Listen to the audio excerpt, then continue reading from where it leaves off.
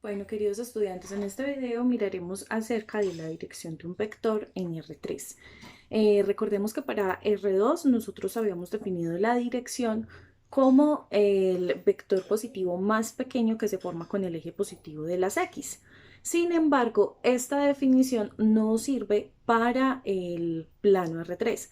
¿Por qué? Porque como ese vector teta puede estar definido entre 0 y pi medios, es decir, entre 0 y 90 grados, al estar en el plano R3 se formarían muchos ángulos, se formarían infinitos ángulos positivos que vayan desde el eje positivo de las X hasta el vector que yo quiera pues encontrar su dirección.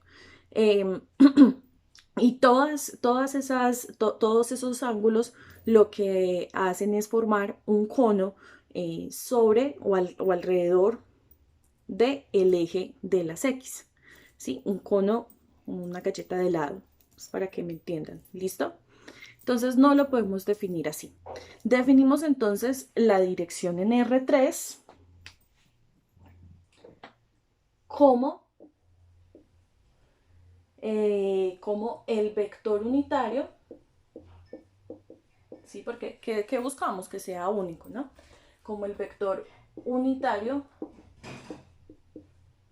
B, perdón, U igual a B sobre la medida de B, perdón, sobre la longitud de B. Vamos a construir entonces un vector y a mirar cuál sería su dirección. Es de recordar, o más bien de anotar, que la dirección de B nos va a quedar definida en tres ángulos. ¿Listo? Entonces aquí tengo Z, Y X. Vamos a hacer una primera coordenada. Bueno, vamos a hacer acá un vectorcito.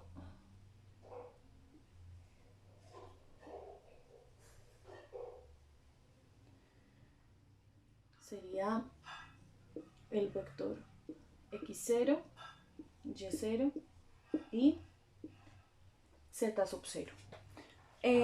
Ojo, este vector, quiero que visualicemos nuevamente la esquina de la habitación en la que estamos, ¿sí? Y vamos a imaginar que este marcador, o mejor un palo de escoba, lo vamos a poner allá en toda la esquina, ¿sí? Si yo lo pongo allá en la esquina, sería este mismo vector, ¿sí? Sería como algo acá. Sino que ahí pareciera que estuviera entre Z y Y, pero él realmente está acá parado, ¿listo? Pues como si fuera, repito, el palo de una escoba. Sino que acá, pues por ser dibujado, se ve pues así, acostada. Tenemos entonces un ángulo entre el eje positivo de las X y el vector que lo denominaremos alfa. Tenemos otro ángulo positivo entre el eje de las y el vector que lo vamos a llamar beta. Y tenemos el ángulo entre Z y B positivo también. Yo sé que ahí pensarán, bueno, pero es que este ángulo está en sentido negativo. Y no, ¿por qué? Porque estamos trabajando desde el plano R3. Es como si yo tuviera este marcador acá, que fuera el vector, y aquí tuviera el eje Z, ¿sí? Entonces, ¿hacia dónde estaría representado un ángulo positivo? Hacia acá, miren, hacia acá. Contrario a las manecillas del reloj. Y a esta le podemos poner, no sé, cualquier letra. Pongámosle mu, ay, perdón, ro. ¿Listo? Allí está. Entonces, el ángulo o los ángulos que acabamos de formar, es decir, el ángulo alfa positivo, ¿no? El ángulo beta también positivo. Y el ángulo ρ también positivo. Este es con el eje X, con el eje Y y este con el eje Z, ¿sí? Estos tres ángulos se denominan por acá ángulos directores.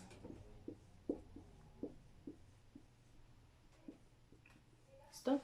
Serían los ángulos directores del vector. Ahora la pregunta es, ¿cómo hacemos para calcular esos ángulos?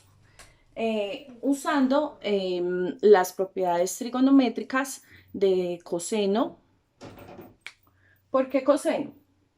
Porque coseno, recordemos que es la propiedad que me relaciona el cateto adyacente con la hipotenusa, ¿sí? Y me va a servir la misma para los tres ejes. Entonces, en primer lugar, tendría coseno de alfa igual al cateto adyacente. En este caso sería este cateto adyacente de acá, cuya medida sería x0, ¿sí? Lo que el vector haya avanzado sobre este eje, sobre la hipotenusa. La hipotenusa será la medida del vector. ¿Cuál es la medida del vector? La longitud de B. Ahora, coseno de beta va a ser el cateto adyacente, que es lo que haya avanzado sobre el eje Y, sería Y sub 0, sobre la hipotenusa, que es la medida del vector B. Y finalmente está coseno de ρ, que será z sub 0, lo que haya avanzado aquí sobre el eje Z, sobre la hipotenusa, que es la medida de este vector que está acá, que sería la medida de B. ¿Listo? Así podría entonces calcular la medida de los ángulos. Vamos a mirar una variación de esta formulita. De esta fórmula, la variación sería cuando la longitud de B fuera el vector unitario 1, ¿sí? Por lo que tendríamos por acá, perdón.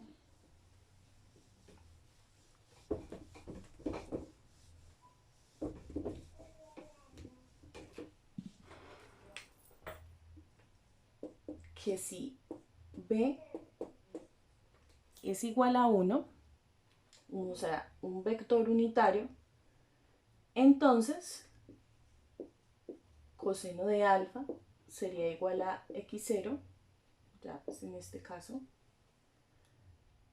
coseno de beta sería igual a y sub 0, y coseno de ρ, que como separado, sería z sub 0. ¿Listo? Otro dato a tener en cuenta es que cuando estemos usando estas fórmulas nos haría falta despejar pues el ángulo, porque la medida que queremos conocer es la del ángulo. ¿Cómo? Despejamos el ángulo pasando la identidad trigonométrica al otro lado. Eso no pasa a dividir ni a restar, no. Ella pasa como coseno inverso o como arcotangente. ¿Listo? Vamos a hacer acá otra variación. Vamos a suponer que vamos a elevar estos términos al cuadrado. Entonces, elevamos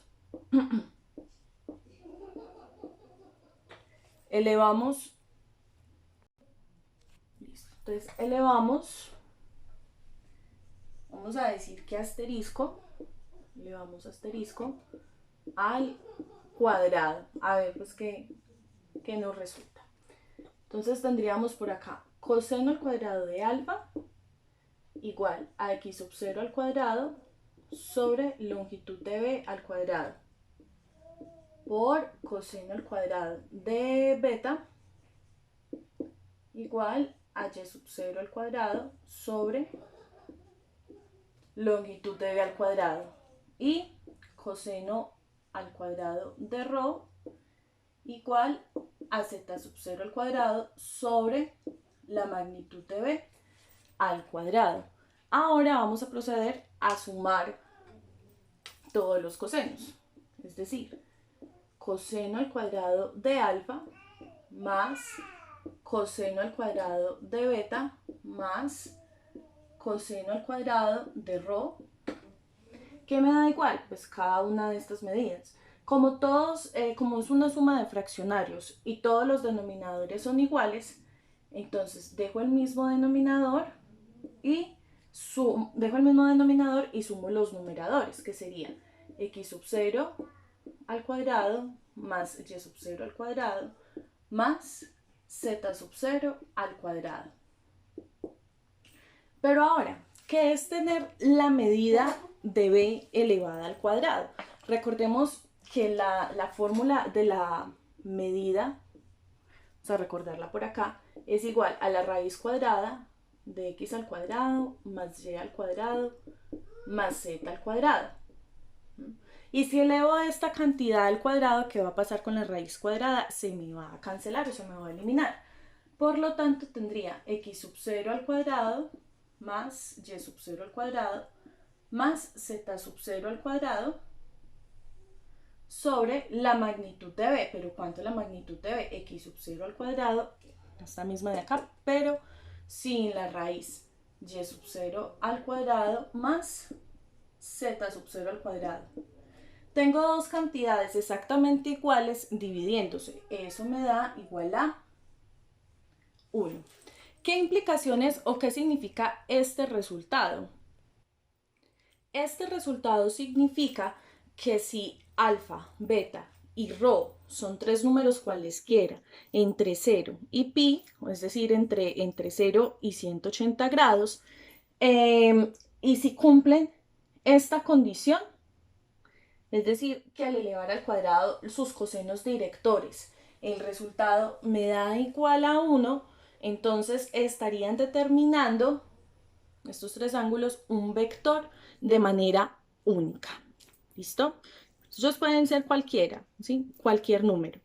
Pero si al sumar sus cuadrados me da igual a 1, van a estar determinando un vector de forma única. Bueno, muchas gracias.